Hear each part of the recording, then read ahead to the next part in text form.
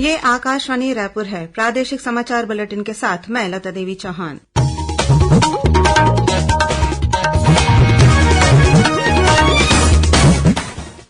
और अब पेश है आज के मुख्य समाचार। भारतीय जनता पार्टी ने लोकसभा चुनाव के लिए अपनी पहली सूची जारी की। छत्तीसगढ़ की सभी 11 सीटों के लिए उम्मीदवार घोषित किए गए।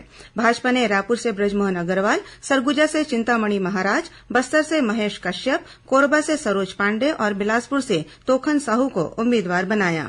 प्रदेश के किसानों को 12 मार्च को धान खरीदी के अंतर की राशि का भुगतान किया जाएगा, मुख्यमंत्री ने की घोषणा। और बीजापुर जिले में माओवादियों ने भाजपा नेता और जनपद सदस्य तिरुपति कटला की धारदार हथियार से हत्या की।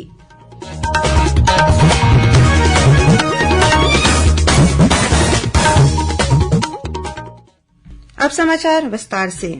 भारतीय जनता पार्टी ने लोकसभा चुनाव के लिए अपनी पहली सूची जारी कर दी है। इस सूची में 195 सीटों के लिए नाम घोषित किए गए हैं। पार्टी ने छत्तीसगढ़ की सभी 11 सीटों के लिए प्रत्याशियों के नामों की घोषणा कर दी गई है।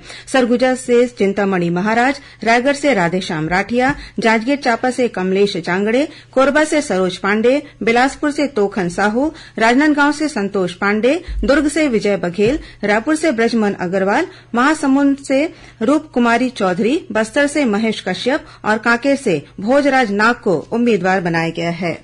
भारतीय जनता पार्टी की संयुक्त मोर्चा की बैठक 4 मार्च को रायपुर स्थित प्रदेश कार्यालय में सुबह 11 बजे होगी। बैठक में सभी मोर्चा के प्रदेश अध्यक्ष, राष्ट्रीय प्रभारी, पदाधिकारी, कार्यसमिति सदस्य और जिला अध्यक्ष शामिल होंगे।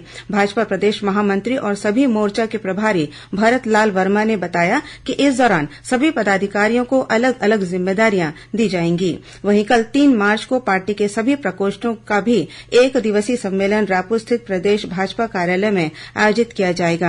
भाजपा के प्रदेश महामंत्री और पार्टी के सभी प्रकोष्ठों के संयोजक रामजी भारती ने आज रायपुर में पत्रकारों को बताया कि सम्मेलन में मुख्यमंत्री विष्णुदेव साय, भाजपा प्रदेश अध्यक्ष किरण सिंह देव सहित सभी 17 प्रकोष्ठों के संयोजक, अध्यक्ष और पदाधिकारी शामिल होंगे। प्रदेश के किसानों को आगामी 12 मार्च को धान खरीदी के अंतर की राशि का भुगतान किया जाएगा। मुख्यमंत्री विष्णुदेव साय ने आज जशपुर जिले के तामामुंडा में आयोजित एक कार्यक्रम में यह घोषणा करते हुए बताया कि इस दिन लगभग 13,000 करोड़ रुपए का भुगतान किसानों को किया जाएगा। इस मौके पर मुख्यमंत्री ने पत्थल गांव में लिंक कोर्ट शुरू करने की भी घोषणा की। साथ ही उन्होंने गिरि गोवर्धन पर्वत के सुगम मार्ग निर्माण के लिए 32 लाख रुपए सहित विभिन्न विकास कार्यों के लिए राशि देने का ऐलान किया। उन्होंने बताया कि आने वाले 15 दिनों में राज्य में समर्थन मूल्य पर तेंदूपत्ता की खरीदी भी शुरू हो जाएगी। साथ ही तेंदूपत्ता संग्राहकों के लिए चरण पादुका और उनके बच्चों के लिए छात्रवृत्ति योजना शुरू की जाएगी। प्रदेश में महतारी वंदन योजना के आधार सीडिंग की प्रक्रिया के लिए रविवार और अन्य अवकाश के दिनों में भी बैंक खुले रहेंगे। इस संबंध में आज महिला और बाल विकास की सचिव शम्मी आबिदी ने वीडियो कॉन्फ्रेंस के माध्यम से बैठक लेकर आधार सीडिंग प्रक्रिया में तेजी लाने के निर्देश दिए।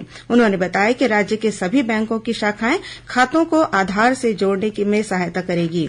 उन्होंने बैंक शाखाओं को शिविर आयोजित कर बैंक मित्र को बुलाकर लाभार्थियों के खातों को आधार से जोड़ने की बात कही। उन्होंने बताया कि आधार सीडिंग के लिए रायपुर, बिलासपुर और दुर्ग जिले में जल्द ही शिविर आयोजित किए जाएंगे। बीजापुर जिले में माओवादियों ने भाजपा नेता और जनपद सदस्य तिरुपति कटला की धारदार हथियार से हत्या कर दी है। माओवादियों ने यह हमला तब किया जब श्री कटला एक विवाह समारोह में शामिल होने के बाद तोयनार लौट रहे थे।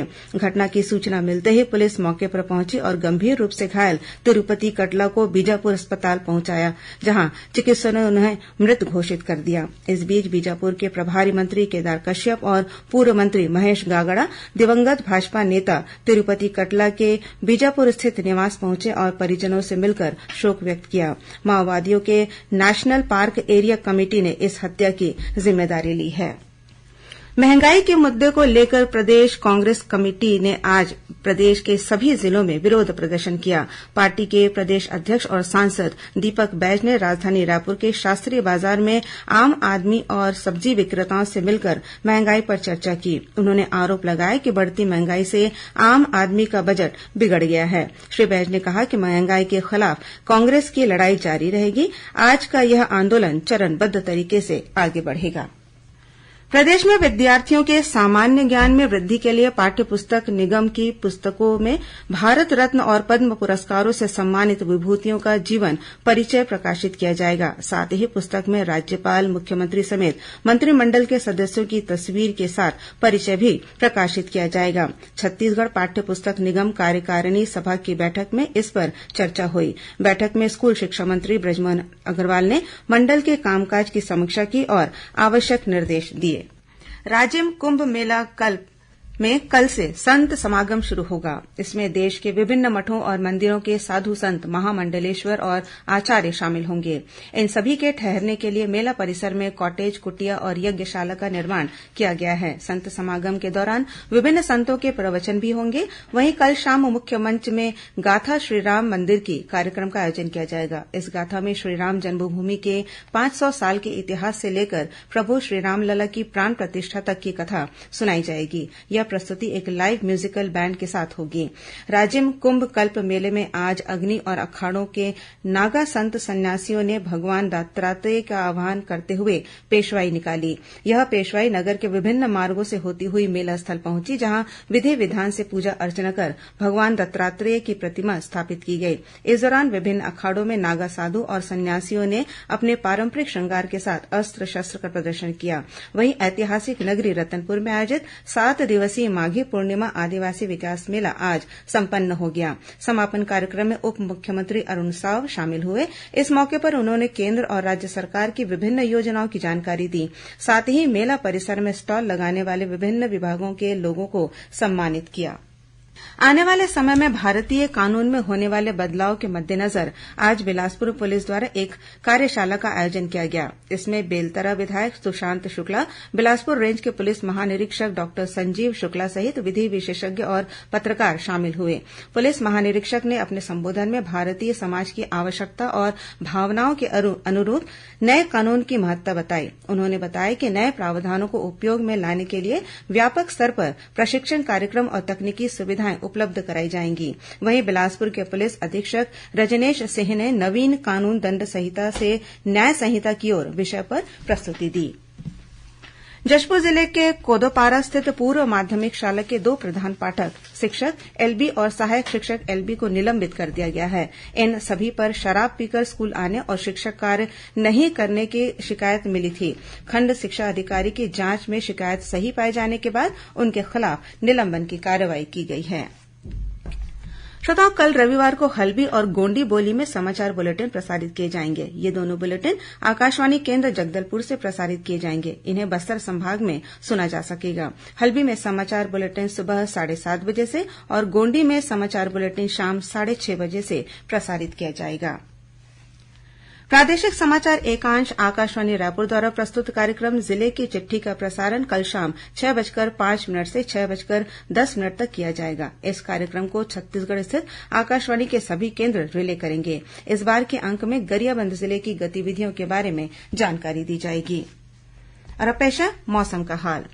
प्रदेश में मौसम का मिजाज बदल गया है। आज राजधानी रायपुर में दिनभर धूप छांव की स्थिति बनी रही। वहीं प्रदेश में कल 1-2 स्थान पर हल्की वर्षा होने अथवा गरज चमक के साथ छींटे पड़ने की संभावना है। वर्षा का मुख्य क्षेत्र उत्तर छत्तीसगढ़ रहने की संभावना है। मौसम विभाग ने राज्य के कुछ हिस्सों में अंधड़ चलने और बिजली गिरने की भी चेतावनी दी है। और अब कुछ अन्य खबरें संक्षेप में। छत्तीसगढ़ माध्यमिक शिक्षा मंडल की 10वीं बोर्ड की परीक्षा आज से शुरू हो गई है। पहले दिन हिन्दी का पेपर हुआ। 10वीं की परीक्षा में इस बार प्रदेश भर के करीब 3,45,000 विद्यार्थी शामिल हो रहे हैं।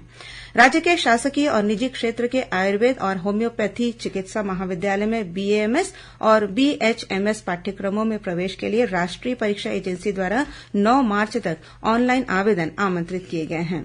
सुकमा जिले के किस्टाराम थाना क्षेत्र में सक्रिय 2 माओवादियों ने आज पुलिस के समक्ष आत्मसमर्पण कर दिया।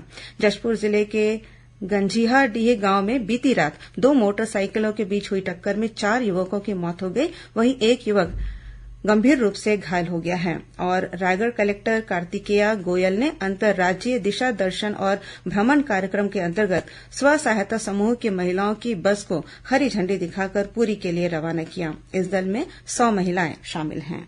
अंत में मुख्य समाचार एक बार फिर। भारतीय जनता पार्टी ने लोकसभा चुनाव के लिए अपनी पहली सूची जारी की। छत्तीसगढ़ की सभी 11 सीटों के लिए उम्मीदवार घोषित किए गए। भाजपा ने रायपुर से बृजमोहन अग्रवाल, सरगुजा से चिंतामणि महाराज, बस्तर से महेश कश्यप, कोरबा से सरोज पांडेय और बिलासपुर से तोखन साहू को उम्मीदवार बनाया। प्रदेश के किसानों को 12 मार्च को धान खरीदी के अंतर की राशि का भुगतान किया जाएगा, मुख्यमंत्री ने की घोषणा। और बीजापुर जिले में माओवादियों ने भाजपा नेता और जनपद सदस्य तिरुपति कटला की धारदार हथियार से हत्या की। इसी के साथ प्रादेशिक समाचार बुलेटिन समाप्त हुआ। नमस्कार।